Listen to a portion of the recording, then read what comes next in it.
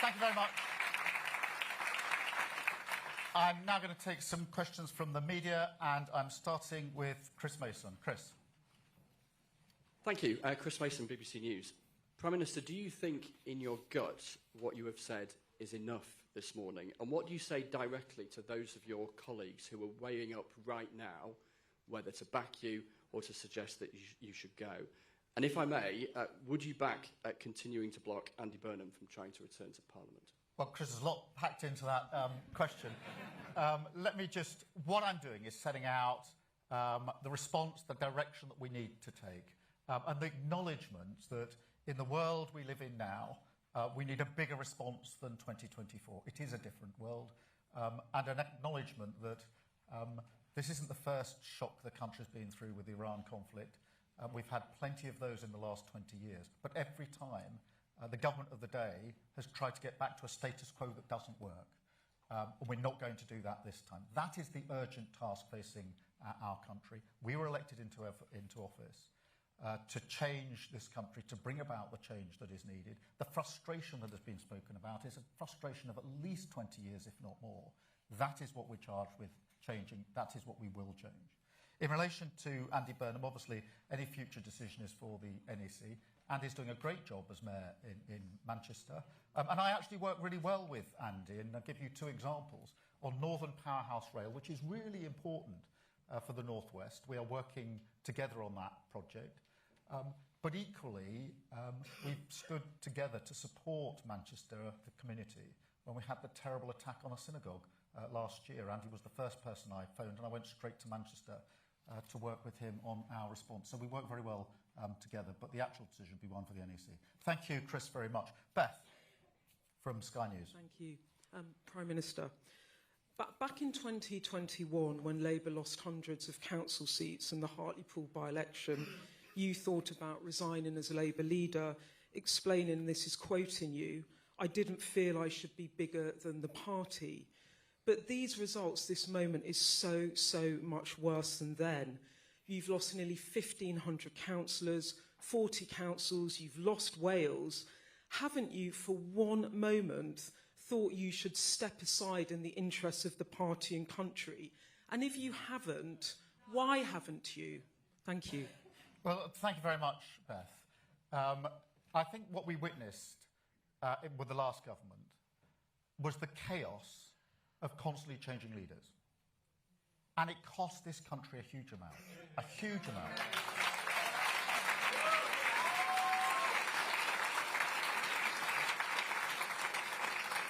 And I'll tell you who paid the price. It was working people. They paid the price of this. They are still paying the price of this. A Labour government will not inflict that on our country again. We were elected with a mandate to change this country because of what had gone before. And that is what we will do. Yes, I acknowledge the frustration. Yes, I acknowledge the results are tough. Yes, I acknowledge that we've lost brilliant representatives across the United Kingdom. And I have a responsibility for that. But I also have a responsibility to deliver the change that we were elected and that we promised this country. And I'll deliver on that. Thank you very much, Beth.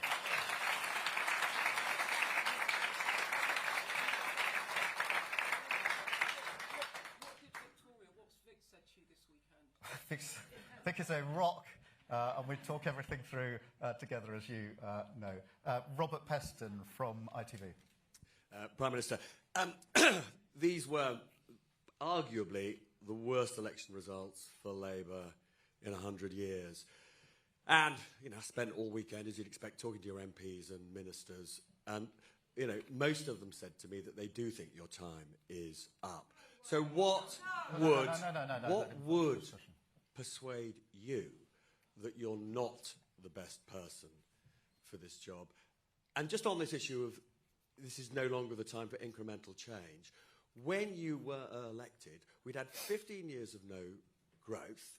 We'd had Putin's war that led to the worst energy spike in history. Many would say Brexit had failed. Why didn't you get it then? Well, Robert, look, I'm not going to shy away from the fact that I've got some doubters, including in my own party. And I'm not going to shy away from the fact that I have to prove them wrong, and I will. I had my doubters when I took on the Labour Party, I had my doubters who said we couldn't change this party and make it capable of winning an election. And I proved them wrong. And when we did that, I had my doubters who said, you can't lead us to a general election victory after the loss in 2019. It was so bad. It's not possible. And I proved them wrong. And I'm going to prove them wrong again here.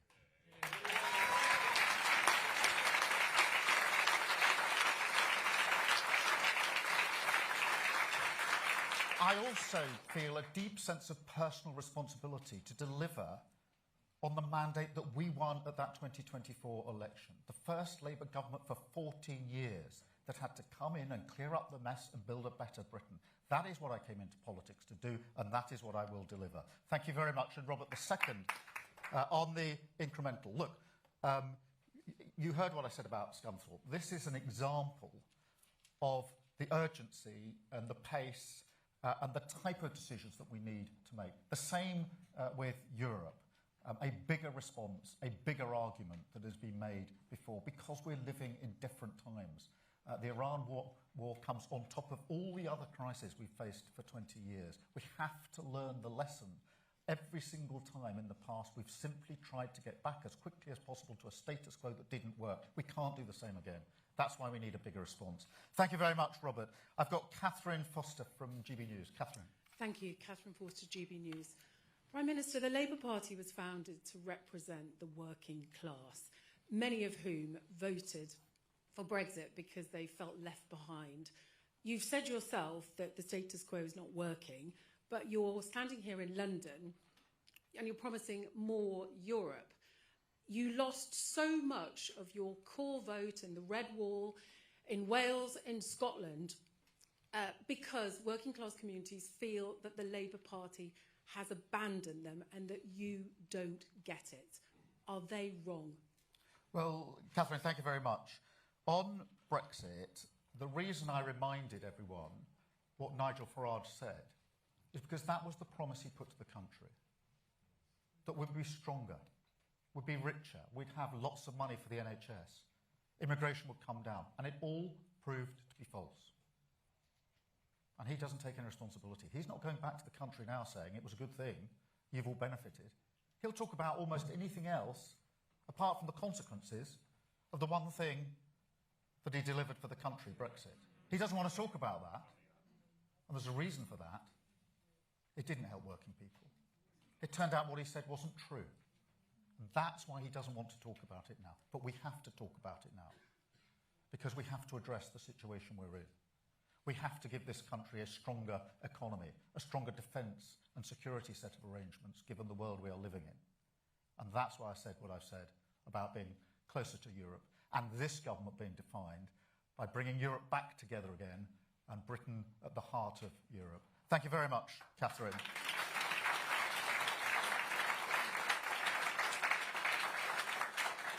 I've got Pippa from The Guardian. Pippa. Prime Minister, I've got a specific question for you and a wider one, if I may. The specific one is, if one of your MPs launches a contest, a leadership bid against you, will you fight it? And the wider one is, do you think that Britain is ungovernable? And if so, why? And who's to blame? The media, your MPs, the government, you?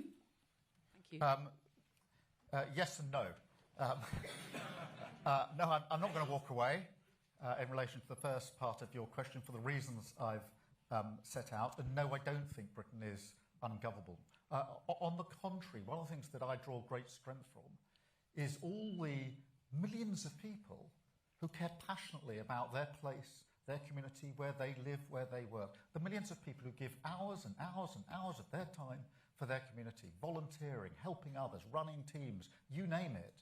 That is a great strength of our country. I draw strength from the fact that we are a reasonable, tolerant, decent country, a live and let live country, a diverse country. That is the real Britain. That's not an ungovernable Britain. That is the Britain that I will fight for, particularly in light of the opponents we now have politically, different to the opponents that we had before. That is the real Britain. That is the Britain I love. That's the Britain I'll fight for. Thank you, Pippa. Jim Pickard from the FT. Jim. Jim Pickard, FT. Prime Minister, you say you don't want incremental change, and you say you want Britain to be at the heart of Europe. Are you ruling out, however, Labour manifesto at the next general election, including single market or custom union membership? Because without either of those things, our economy is very much not in the heart of Europe. Yeah, well, Jim, what I want to do is take a big leap forward with the EU-UK summit this year and take us closer, both on trade, the economy, defence and security.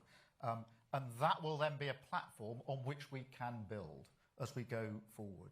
And as we do that, I strongly believe we've got to turn our back on the arguments of the past, not open old grievances, but look forward together to how we make this country stronger, how we make this country fairer. And so that's the approach that I will take. I've got Audrey from The Times. Audrey. Good morning, Prime Minister. Aubrey Allegretti from The Times. To follow up on a previous question, you said that whether Andy Burnham comes back to Parliament is a matter for the NEC. Your business secretary said as much this morning, but he also said that it would be a distraction and that Labour shouldn't be fighting unnecessarily elections.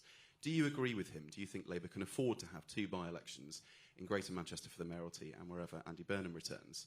And also, if I may, over the weekend I think you gave an interview in which you suggested that you would like to be Prime Minister for a full 10 years.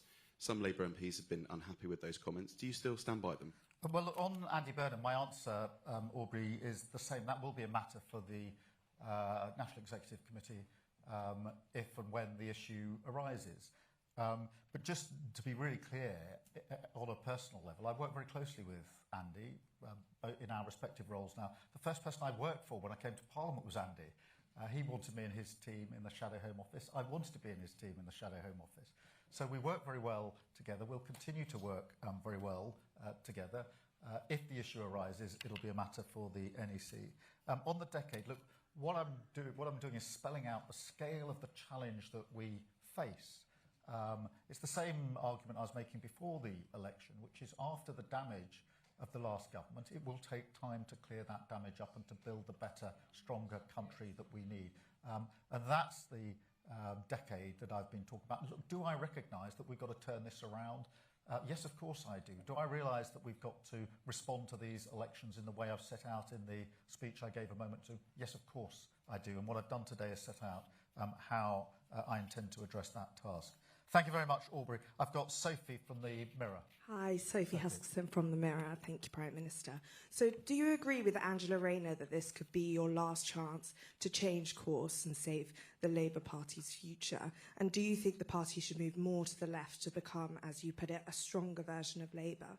And if I can just ask as well, since the losses in Wales and Scotland, have you spoken to Eluned Morgan and Anas Sarwar, and what was said? Thank you.